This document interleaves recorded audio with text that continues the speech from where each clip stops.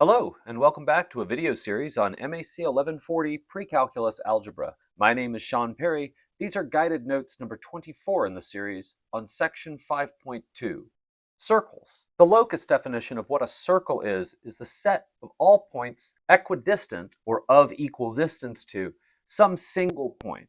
So we'll be given that single point, which is called the center, as some point in the coordinate plane HK. And this equal distance that all the points in our circle have between them and the center is going to be called the radius. Using the distance formula, we could write that set in this way. This says that the distance from HK to any point on our circle XY is going to be this constant value called R. And using that formula, you could see by squaring both sides how we get the standard form of the circle. You might have seen in my video on the distance formula, this is really just the Pythagorean theorem in disguise. Here I am at a center HK. Here is an arbitrary point XY on a circle of radius R. And you can see that the legs of this triangle are x minus h and y minus k, or at least they have a length equal to that value. And so if we just apply the Pythagorean theorem, we get the standard form of a circle. So let's begin by just getting used to that standard form of the circle. Here we've been given h and k because we've been given this coordinate of the center.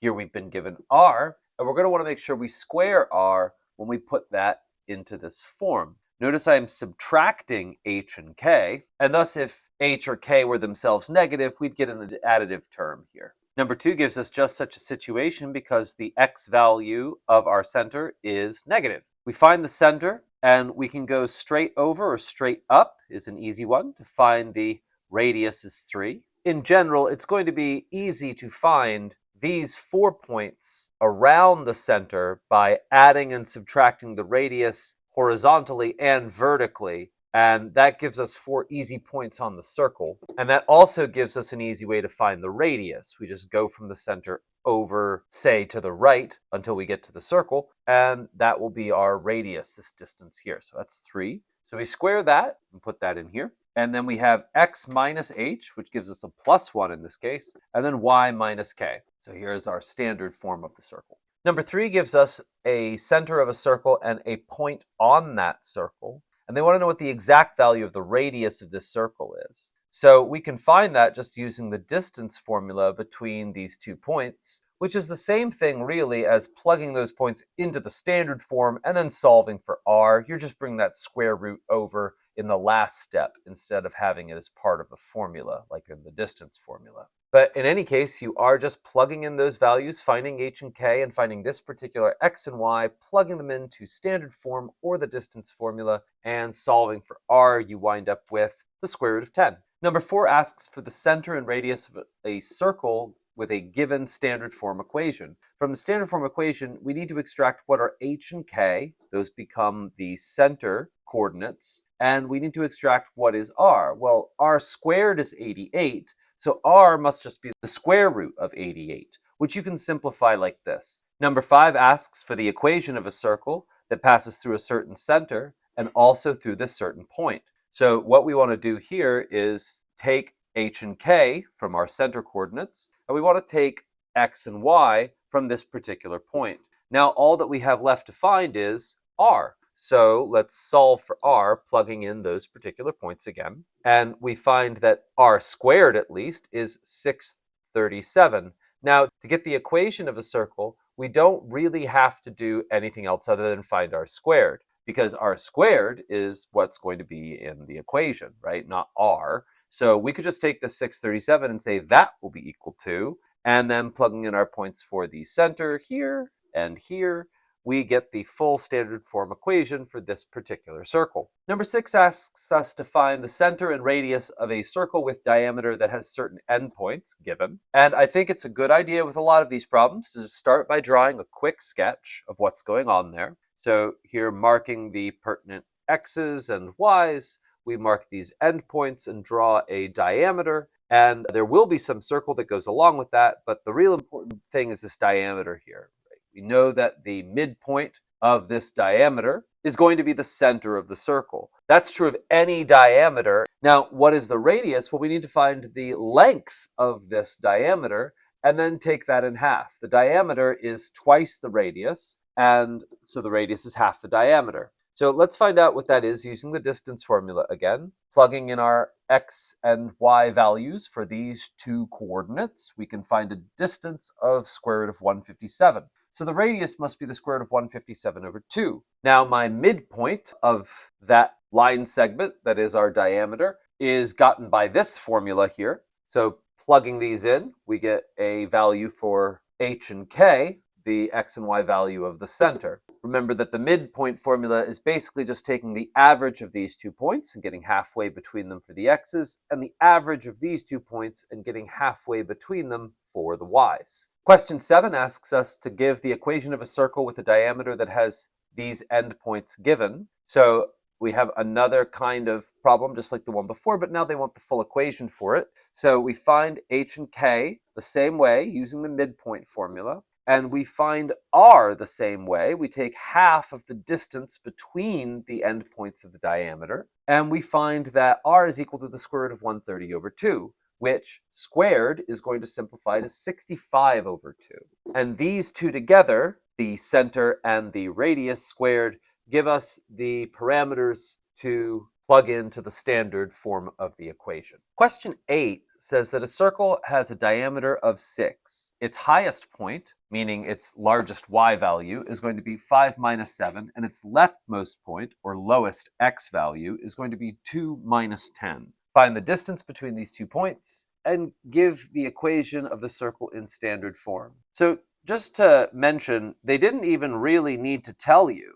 that this circle has diameter 6 for you to do this problem. It's sufficient to know what the highest and leftmost point are. The fact that we could really easily get that this has radius 3 just makes it an easier problem to do. But notice that if we only had these 2 points, we still wouldn't be out of luck. We could find the distance easily between any 2 points with the distance formula, and that would give us the 3 square roots of 2 that they asked for as the first question.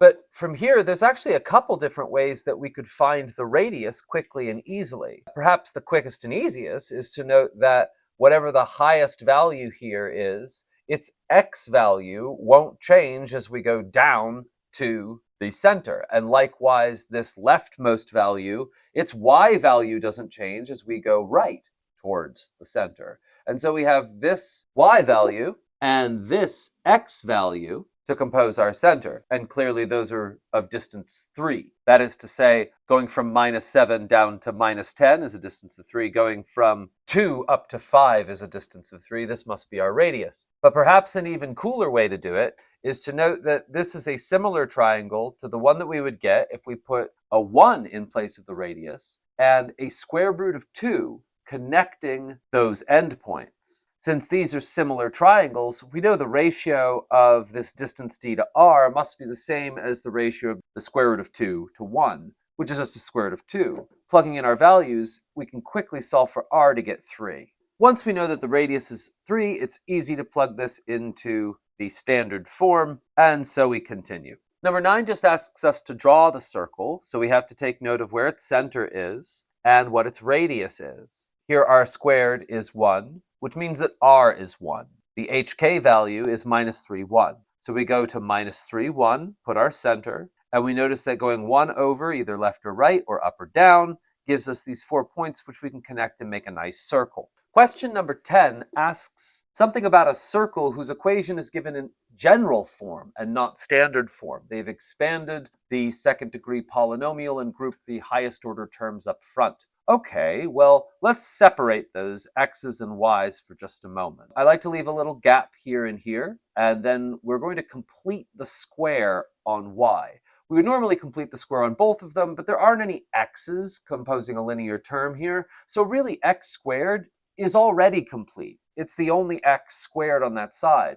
We want to write y squared minus 8y as some kind of term involving y squared. That's what it means to complete the square. And there's sort of a magic number that does this, right? We take minus 8 and we cut it in half and we square it. That's 16, and we add that to both sides. Once I do that, there's all the terms necessary to factor this as y minus 4 squared, and on the other side we have a 9.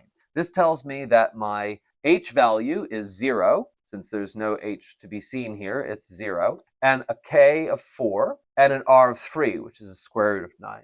We therefore put our center at 0, 4, which is right here, and we go over 3, up 3, down 3, and we put our points to start to flesh out our circle, and then we connect them. I believe in your homework problems, you're going to be putting a center value down and then any point you like on the circle. So here are 4 to choose from. Any of those points would be fine. Number 11 asks something very similar. We write this down, grouping the x's and y's together and leaving enough room to complete the square on y. Once we complete the square, we can see what h, k, and r are, and so we will have a center at 0, -1, and going over 3, we get another point on that circle. Likewise with these guys, and connecting them, this is roughly speaking the circle we would get. Number 12 gives us one where we need to complete both the squares in x and y. So I like to leave a little gap next to each of those two clusters, and what we're going to put in that gap is half the coefficient of the linear term squared. So half of -14 is -7, squared is +49, and likewise half of -10 is -5, which squared is 25. If we add them to the left-hand side of the equation, we need to add them to the right-hand side too, and then factoring, that gives us the following values for h, k, and r. So our radius here would be 4, and our center would be at 7, 5. Number 13 is a nice problem involving the intersections of lines and circles. It says, Farzad is jogging near Littlewood Forest, which is a perfect circle of radius 10. He begins 18 miles north and 15 miles east of the center, so well outside the circle, and jogs in a straight line towards its westernmost point at a constant speed of 4.5 miles per hour. How much time passes from the moment Farzad enters the forest until he reaches the westernmost point? Perhaps it is a cursed forest, and he cannot spend too much time within, lest he never escape. What we want to do is we want to come up with a line representing the trajectory of our hero and a circle representing the dark forest in which he spends his time. The way we come up with a line is we use the fact that we know 2 points on the line. -10, 0, which is the coordinate of the westernmost point, and 15, 18, which represents being 15 miles east and 18 miles north of the center, which we can, for convenience, put at the origin. We then do our usual slope calculation, and the point slope form equation for the trajectory of our jogger. And in fact, this gives us a value of y for every value of x that the jogger takes on. Next, we want to see how that plays with the equation for a circle of radius 10 centered at the origin. So centered at the origin means h and k are both 0, and radius 10 means we have a 100 over here. Now, at the intersection of these two loci, we are going to wind up with the y and x in this equation and the y and x in this equation being of the same value. So that means I can replace this green y with this blue y to give me this equation, which only involves x. Now, you could probably already see this is a polynomial in x that has a square as the highest value for x. So that's going to give us 2 values.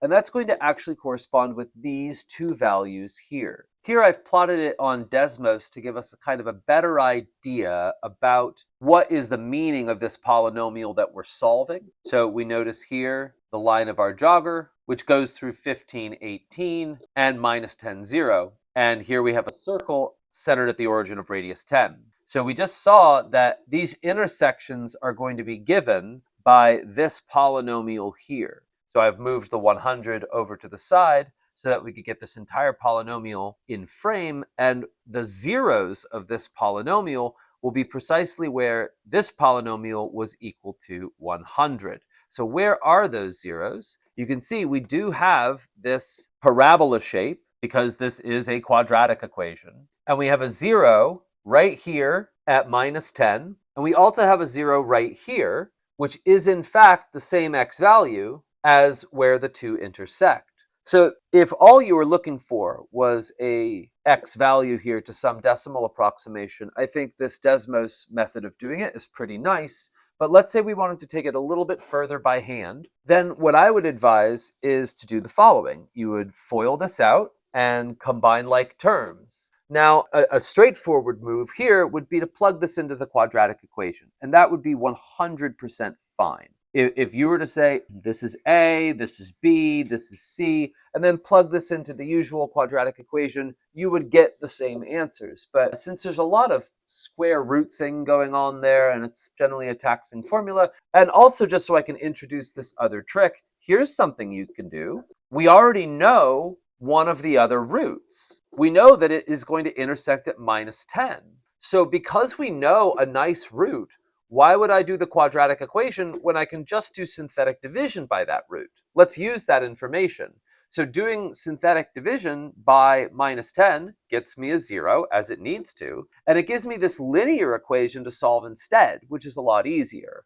Multiplying by 625 on both sides and solving, we get x is equal to 3010 over 949. That gives us a nice way of just plugging back into the original jogging equation to calculate the y value at that point. And thus, we are finally able to find the distance between -10, 0 and the point at which Farzad entered the forest. Plugging these into the distance equation, we get some value that we can approximate, 16.230, and so on, by 16.23. Now, they gave us the rate at which he was traveling, and they're asking for the time. Now, we can solve distance equals rate times time for time, and that means dividing the distance of 16.23 miles by the time, 4.5, in miles per hour. When we do that, we get about 3.6 hours, but for some reason the homework asks for it in minutes, so we would just convert this to minutes by multiplying by 60. This gives us